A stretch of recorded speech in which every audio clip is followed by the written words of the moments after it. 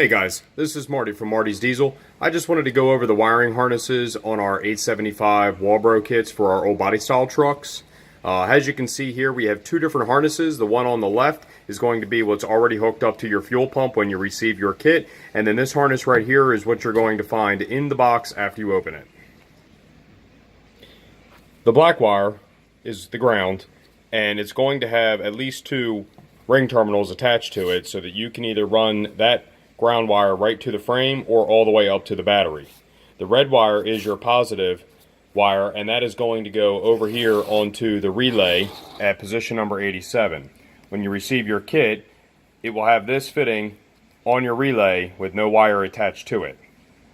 The idea behind this is so that you can cut it to length, because not all trucks are the same length. Not everybody mounts their fuel system in the same spot. First thing I'm going to go over is the relay. The relay is either a 40 or 50 amp 5 or 4 pin relay, but basically the positions that we're going to use are all going to be the same. 30 is going to go to the battery, and that is always going to be a 10 gauge wire on all of my kits.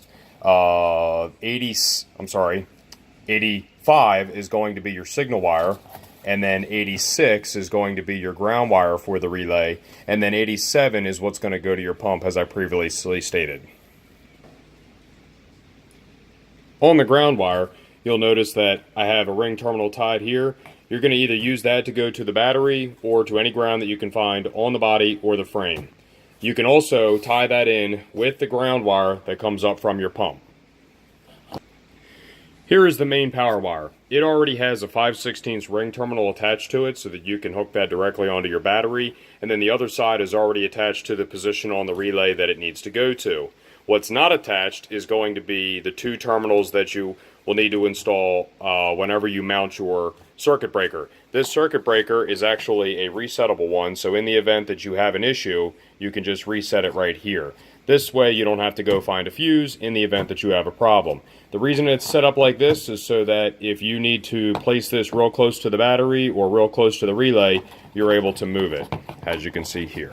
This will be 10 gauge, and it is going to be position number 30 on the relay. The last wire that I need to go over is going to be your trigger wire. This is always going to go to position number 85 on the relays that I send out. However, the trigger wire and the ground wire are interchangeable. In this case, you're going to have an add fuse, and it's going to just be tied on to the end of the wire, and it's going to be a little bit longer than your ground most likely, so that if you want to go into the cab of the truck, you're able to do so on a single wire. The color of this wire doesn't really matter. It might be orange, it might be white, it might be blue. It will not be black, however. Basically just whatever wire that I have at the shop at the time when I make these kits up for you guys. This add fuse, you just need to find a spot inside the cab or underneath the hood wiring harness or fuse block where you've got key on 12 volt power. The size of this fuse doesn't really matter. The smaller the better though, because realistically it takes almost no electricity to activate this relay.